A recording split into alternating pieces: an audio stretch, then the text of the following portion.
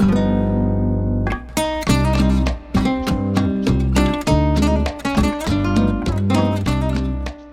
y'all, welcome back to my channel. Join me in Granada, Spain to visit the lush Generalife Gardens with views of the iconic Alhambra. Designed to be paradise on earth, this historic garden sparks all your senses, with the sound of water, the scent of flowers, and playful light that changes throughout the day. I've brought my Rolleiflex along to capture this magical world of living art.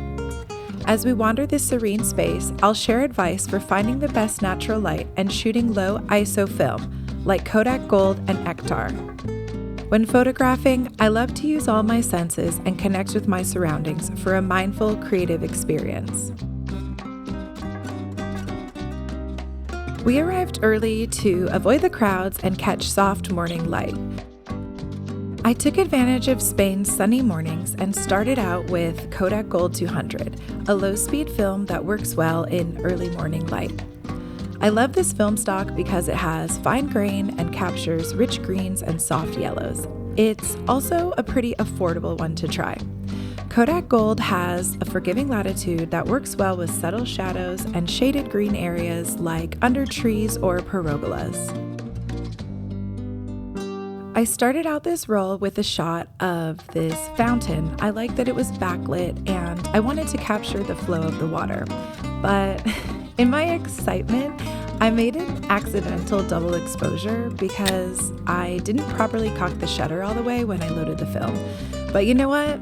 Occasional happy accidents make film photography a fun surprise.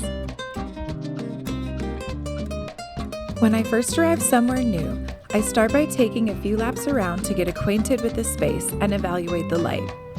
I knew that we were facing west with the sun rising behind us in the east, so that gave me a direction to focus my view. Nestled on the Hill of the Sun, just next to the Alhambra, the Generalife Gardens is an inspiring creative atmosphere. This garden's design highlights symmetry, and with scenes like this, I look for layers that create depth and balance. For example, you can see the flowers in the foreground and the architecture in the background. This technique draws the viewer's eye through the image. I also like to test how the scenery fits into my camera's square format. In this shot, the arched hedges frame the Alhambra illuminated in the morning sun.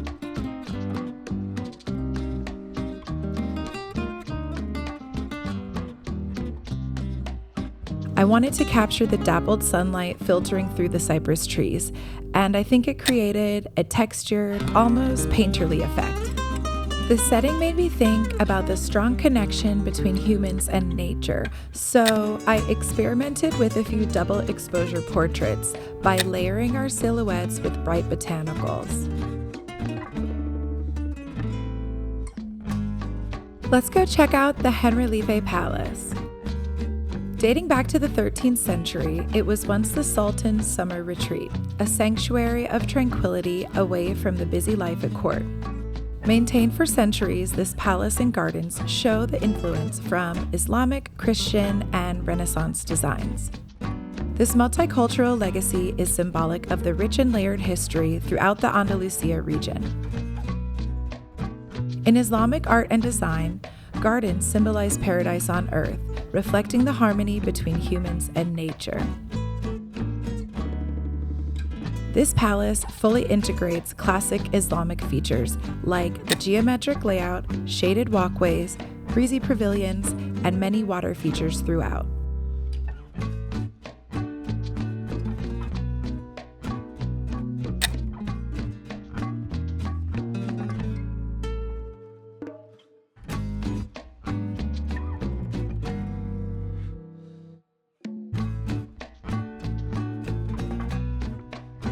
This side of the palace offers a panorama of the Alhambra. I loved this view illuminated in the morning light. See how the shaded arches frame the monument? Designed to feel light and elegant, the geometric layout and scalloped arches are some of my favorite features of Islamic architecture. Even though I can't read the inscriptions, I was fascinated by the intricate filigree carvings. They're not only decorative motifs, but they also incorporate poetry and verses from the Quran. I love how the sun and shadows created depth between the carved arches and walkways. Looking around, this reminded me of how many centuries of people have also enjoyed this view. It's a true testament to the craft of the many artists who built this space. One of the challenges of using the Rolleiflex is that you have to commit to one film stock for 12 frames. Unlike with a Hasselblad, you could switch on the backs for different film. I had the intention to return later with a roll of black and white film, but we didn't manage to squeeze that in, so I guess I'll have to come back and visit again someday. Here in the South Pavilion, I captured a few more arches. This light was kind of tricky because of the extreme difference. So I left the arch to fall into the shadows and create a contrasting frame. I think I was shooting around f4, which was probably too shallow and the distance is out of focus. I think I probably could have gone with f8 since the interior would be dark anyway, but hey, that's okay. I still really like the overall composition of these shots. Some people get really caught up in what gear they use, but I think patience is actually my greatest asset when it comes to photography, especially in busy locations. I like to take my time, observe, and wait for a captivating scene to reveal itself. Y'all can learn more about mindful creativity in my previous Alhambra video. I'll link it at the end of this one. By now, I only have 2 shots left on this roll, and I spotted a vibrant rose framed by thick magnolia leaves. This botanical paradise offers over 700 plant species, from indigenous flowers to exotic imports collected over generations. I just love how this one turned out. For my last shot of Kodak Gold, I wanted to capture one more view of the Alhambra, this time with silhouettes of people framed within the arches. Like I mentioned, patience. It was definitely key for this one. I waited like 10 or 15 minutes for the scene to align. And as soon as I did, the area got really busy with a big group of tourists. So that was my sign to head out. By now, it's midday, and I've loaded a new roll of Kodak Ektar 100. The sun has moved overhead, creating harsh shadows and strong contrast. This type of intense light is both a challenge and a creative opportunity. Kodak Ektar is known for saturated colors and sharp details, so I embraced the strong light and decided to play around with the flowers. Spending a day in a sunny garden is my happy place, and this one was pretty incredible.